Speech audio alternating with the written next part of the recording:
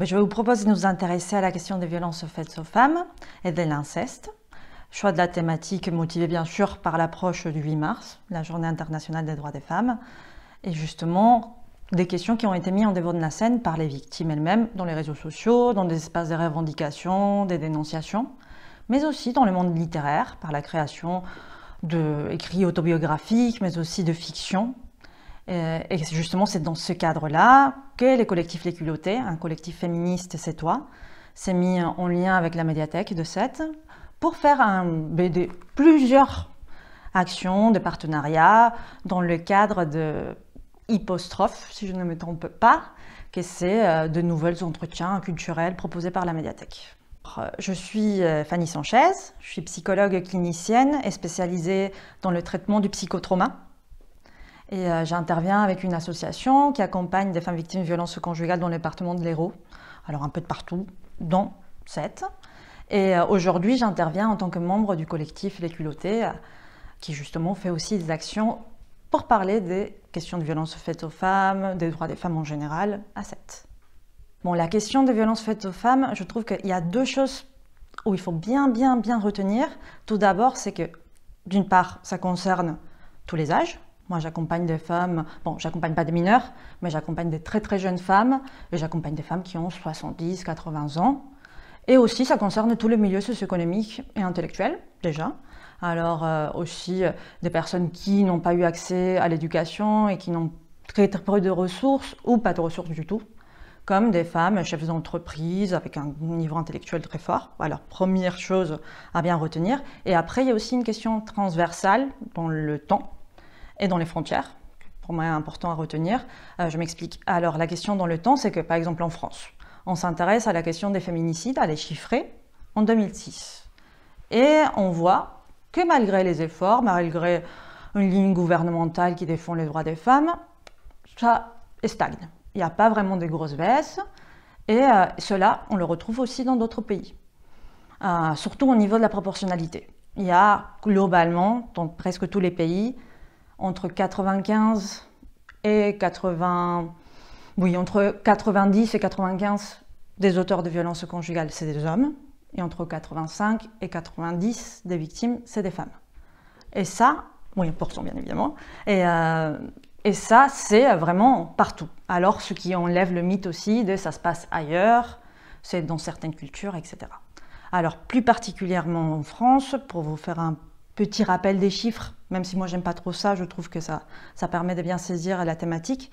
Alors il y a 2 enquêtes principales, officielles, qui ramènent à ces questions-là. C'est le ministère de l'Intérieur qui fait une enquête sur les morts violentes au sein du couple, chaque année, et la MIPROF, que c'est guidé par l'Observatoire national des droits des femmes, que chaque année font un recensement des chiffres de la police, mais aussi des hôpitaux, des associations, etc., et qui font un bilan sur ces questions-là. En 2019, là, on n'a que ces chiffres-là, parce qu'en effet, il faut attendre le 25 novembre, date de la Journée internationale de la lutte contre les violences faites aux femmes, pour que les chiffres de l'année précédente sortent. Alors, même si c'est des chiffres qui datent, moi, je trouve que de toute façon, ils sont très parlants, et en France, comme je vous disais tout à l'heure, c'est quelque chose qui se répète régulièrement. Alors, à cette époque-là, en 2019, il y a eu 173 meurtres au sein du couple. Ça correspond à 146 femmes qui ont été tuées et 21 hommes. Alors déjà, la question de la proportionnalité dont on parlait. Et à savoir qu'à l'intérieur de ces chiffres, par exemple, déjà, c'est 84% des femmes qui sont victimes, 88% d'hommes qui sont auteurs. Et parmi les femmes qui ont tué leurs compagnons, plus de la moitié étaient elles-mêmes victimes de violences conjugales. Un peu comme dans l'affaire Catherine Sauvage, etc. Après, autre chose à noter importante, c'est que souvent on pense que c'est uniquement le couple qui est mis dans cette sphère-là, etc. Et on ne pense pas aux enfants. Et même sur la question des homicides, les enfants y sont inclus. Et par exemple, chaque année, il y a un certain nombre d'enfants qui sont tués. En 2019, il y en a eu 25. Et c'est des chiffres qui vont de 30 à 20, globalement, d'année en année. Aussi, très important à noter sur cette période-là, c'est qu'il n'y a eu qu'une seule femme qui avait une mesure de protection parmi toutes celles qui ont été tuées. Il y avait 2 hommes qui avaient ce qu'on appelle des mesures de protection avec un suivi judiciaire. Alors, c'est énorme de se dire, en effet, il y a énormément de femmes qui ont porté plainte, qui n'ont pas été entendues et qui n'ont pas eu de mesures de protection. Et justement, pour ces raisons-là, il y a des collectifs de femmes qui ont été victimes et aussi des proches, des familles, etc., qui ont monté leur propre collectif pour dire on a besoin de faire un travail de lobbying auprès du gouvernement, d'une part pour décrier tous les manquements en termes législatifs, etc., de prise en charge, de protection des victimes, et aussi pour rappeler il y a un certain nombre de choses qui vous échappent. Par exemple, simplement sur les chiffres des féminicides, elles ont repris tous les dossiers, même des articles de journaux, etc., elles arrivent à 152 au lieu de 146. Et alors, grâce à nous toutes, grâce au collectif féminicide, à un moment donné, le gouvernement a dû se poser ces questions-là, et avec le Grenelle, ils ont décidé de faire des audits pour, en effet, venir clarifier dans toutes les enquêtes qu'est-ce qui avait fait défaut, comment c'est possible que les femmes n'ont pas été protégées, etc. Bon, c'est un chantier, ça n'est pas encore fini, mais bon, au moins ça avance de ce côté-là. Alors ça, c'est pour les violences conjugales, le féminicide, qui pour moi c'est important, mais c'est vraiment que la pointe de l'iceberg, c'est un phénomène beaucoup plus large, et ça nous amène aussi à se dire, en dehors de ça, ok, qu'est-ce qui existe encore? Et la prise en compte des violences psychologiques, administratives, économiques, et les violences sexuelles. Alors, sur les violences sexuelles, moi, je trouve que c'est un phénomène qui est complexe, à savoir qu'en France, simplement des femmes majeures, en 2019, il y a eu 94 000 qui disent avoir été victimes de viol ou de tentatives de viol. Et par contre, parmi ces femmes-là, uniquement 1 sur 10 a porté plainte. C'est une question qui est complexe, faire ce pas-là n'est pas simple. Pour certaines personnes, ce n'est pas utile non plus. Mais ça pose aussi question de comment les plaintes peuvent être prises. Parce qu'on sait parfaitement que parmi ces plaintes-là, en termes d'enquête de condamnation, c'est très rare. 80% des plaintes sur viol sont classées sans suite, tout simplement. Et alors en 2019, qui c'est une année tellement riche, parce que ça a été le moment du boom de MeToo, du balance tampon, etc., il y a une augmentation des plaintes sur le viol de 12%, et par contre une diminution des condamnations. Alors ça interroge, bien sûr. Et à l'intérieur de cette question-là, de ce phénomène, on voit aussi que là, quand on prend en compte les mineurs, c'est plus de la moitié des dénonciations. Alors, ça concerne beaucoup de mineurs, et toute la question de l'inceste, elle revient en cesse, hein, parce qu'en effet, il y a cette représentation sur les viols, c'est quelqu'un qu'on ne connaît pas, dans la rue, dans un espace public, et on se rend compte que les violences sexuelles ne relèvent absolument pas de ça, dans la réalité. On dit souvent que c'est entre 8 et 9 sur 10 qui ont été agressés, victimes de viol, par des proches, dans une grande partie de la famille. Là, dans ce cadre-là, on parle de l'inceste. Il y a 1 Français sur 10 qui déclare avoir été victime. Et quand on parle plus de nos proches, il y a 3 Français sur 10 qui disent connaître quelqu'un qui a été victime. Alors, sur les victimes, je pense qu'il y a quand même 2-3 choses à bien retenir. D'abord, la question qu'on a faite, si on est victime, il faut appeler le 17, ok, ça on a bien compris. Depuis le confinement, on peut faire appel par un texto, un SMS au 114, qui était prévu normalement pour les personnes malentendantes sourdes, etc., qui reste en place. Après, il existe le 3919, qui est une ligne d'écoute qui est ouverte de 9h jusqu'à 21h du soir tous les jours, qui est gratuite et confidentielle. Et alors, elle est ouverte, en effet, pour les victimes, mais aussi pour les professionnels qui accompagnent les personnes et pour les témoins, ou les proches, ou la famille, etc. Alors, c'est un espace d'écoute, mais aussi d'information sur les droits, de posture aussi à avoir face à une victime, un voisin qui appellerait parce qu'il ne sait pas comment réagir, qu'est-ce qu'il pourrait faire lui. Il peut avoir des conseils à ce moment-là. Et pour connaître même localement quelles sont les structures. Vous pouvez ou aller voir l'assistante sociale du CCAS du département, ou vous pouvez aller voir l'intervenante sociale en gendarmerie, qui n'est pas une policière et qui va vous proposer une écoute et pouvoir faire le lien avec la police, etc. etc. Alors ça, cette ligne-là, moi je la trouve super. Sinon, il y a aussi une plateforme de chat qui a été lancé il y a quelques années, qui s'appelle arrêtonslesviolences.gouv.fr.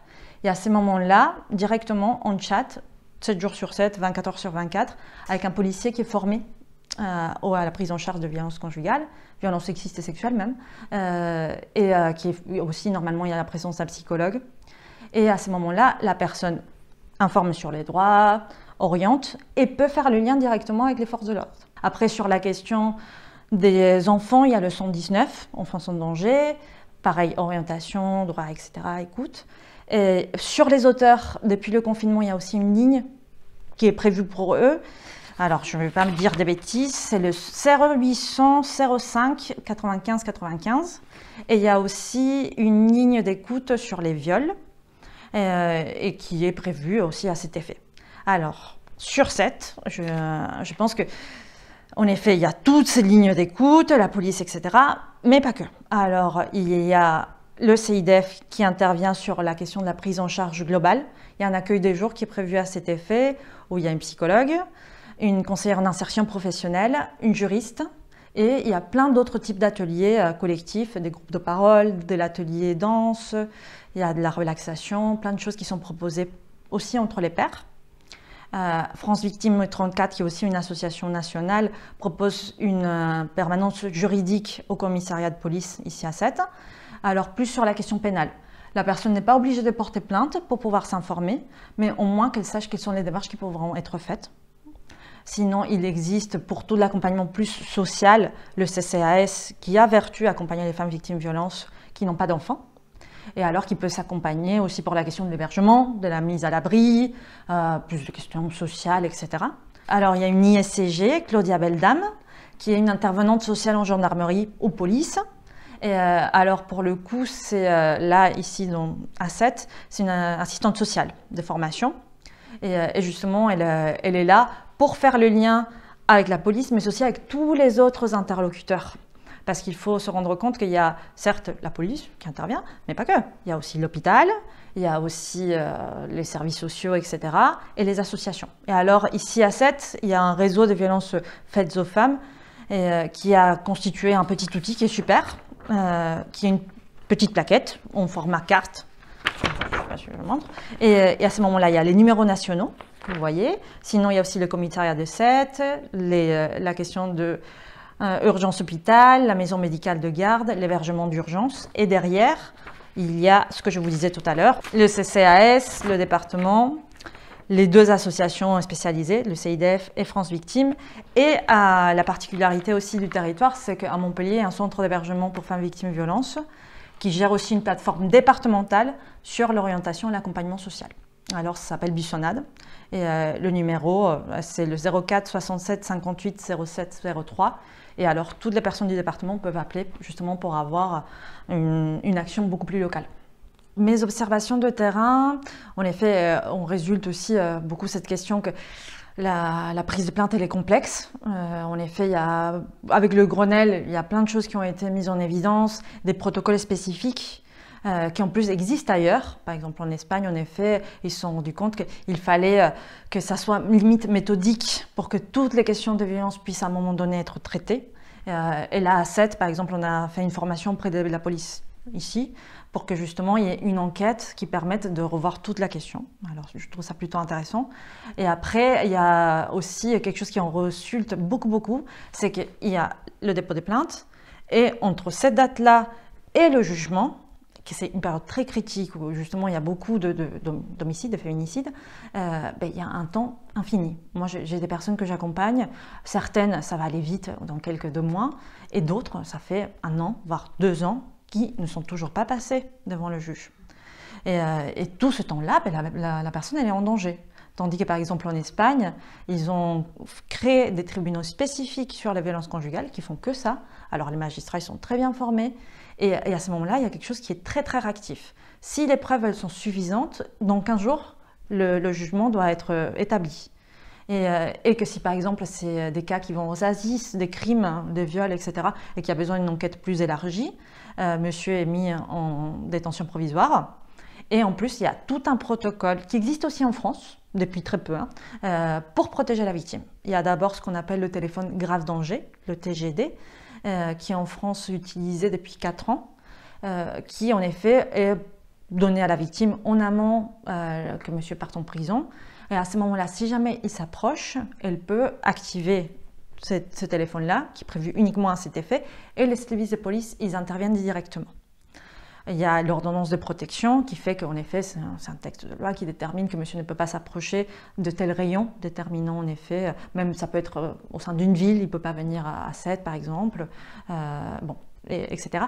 Mais ce genre de choses-là qui existent en France depuis un moment, malheureusement, elles ne sont pas vraiment utilisées. C'est très peu demandé par les avocats, les juges, parce qu'en fait, par exemple, l'ordonnance de protection, c'est quelque chose qui relève du civil et du pénal, ils sont assez frileux, tandis qu'en Espagne, c'est quelque chose qui a été mis en place depuis 2006, je ne vais pas dire de bêtises, et que très vite, c'est utilisé, c'est assez rentré dans les mœurs, et ça donne vraiment des résultats. Ici, à l'heure actuelle, bon. Et là, ce qu'on vient aussi de mettre en place, et que j'espère va donner aussi des résultats, c'est le bracelet anti-rapprochement, un bracelet électronique, mais vraiment pour les violences conjugales, qui a vraiment donné des résultats en Espagne. Là, il vient d'arriver en France, on verra ce que ça donne. Mais après, la grosse question, en effet, c'est que la France est un pays qui légifère beaucoup. Et sur les violences conjugales, il y a plein de choses. Vraiment, tout est prévu, théoriquement. Mais si on ne donne pas le budget et si on ne demande pas aux institutions de l'appliquer, malheureusement, ça ne va pas avancer. Les observations de terrain montrent bien que les femmes qui vivent ces violences-là, elles ont des capacités de résilience qui sont exceptionnelles. Moi, je suis souvent admirative, je leur dis très régulièrement que malgré le fait qu'elles aient vécu des épreuves immenses, elles ont une force interne pour à un moment donné trouver leur propre chemin de résilience, qui peut passer par exemple par le chemin juridique, la plainte, etc., mais pas que. Là, en ce moment, je trouve ça très intéressant. Il y en a beaucoup d'entre elles qui, en effet, se sont emparées du suivi psychologique pour se reconstruire et qui souhaitent même aller un peu plus loin. Et en plus, ça rentre en parallèle avec l'actualité du moment. Il y en a plusieurs, même des suivis que j'ai actuellement, qui me disent « j'ai beaucoup d'écrits, là je le faisais parce que j'avais besoin de me libérer de tout ça et que ça me fait du bien à moi, mais je me demande s'il ne faudrait pas que je les publie ou que je fasse quelque chose, que j'en fasse profiter à d'autres, que mon expérience, peut-être elle va parler à d'autres femmes qui vont se libérer et qui vont commencer à en parler. » Et c'est exactement le même type de raisonnement qu'on voit dans les bouquins actuels, avec la famille Agrindé, avec plein d'autres, que justement c'est les victimes qui disent à un moment donné, c'est à nous aussi de pouvoir parler de ces questions-là. Parce qu'en effet, il y a beaucoup de bouquins que moi je trouve très intéressants. Il y a par exemple Karine Sadlier sur les violences conjugales et l'enjeu de la parentalité. C'est une psychologue qui parle très bien de ces questions-là. Il y a aussi des avocats, des juristes. Si je ne me trompe pas, les violences conjugales et 2 avocats en colère parlent aussi très bien de ces questions. Et aussi, par exemple, les violences ordinaires envers les femmes de Philippe Brenon, aussi, c'est un ouvrage. Et ces 3-là, en plus, ça tombe bien. Ils sont à la médiathèque si jamais vous voulez aller les lire. Je pense que c'est important qu'il y ait des espaces qui, justement, reprennent toute cette création littéraire, pour le coup. Par exemple, la médiathèque, qui puisse avoir des ouvrages sur ces questions-là, c'est indispensable que ça fasse partie de l'espace public et que les personnes elles puissent à un moment donné sensibiliser, aller plus loin en profondeur sur ces sujets-là. En plus, moi, à mon avis, par exemple, pour les personnes qui ne peuvent pas forcément aller au libraire et pouvoir mettre dans toute sa bibliothèque tous les bouquins, mais qui puissent avoir un libre accès gratuit, même sur ces questions-là, parce que comme je disais tout à l'heure, c'est une violence qui ne concerne pas que les classes qui n'ont pas de ressources, ça concerne tout le monde, et alors, bien évidemment, pouvoir avoir accès à ça dans des espaces comme ça, moi je trouve ça génial.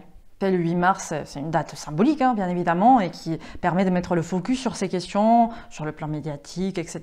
Mais c'est tout au long de l'année, en fait, qu'on doit s'intéresser à ces questions-là et que tous les acteurs doivent s'y impliquer. En effet, on parlait de la médiathèque, par exemple, mais aussi les associations, comme les culottés, les structures aussi publiques, et même, je pense, la population en général.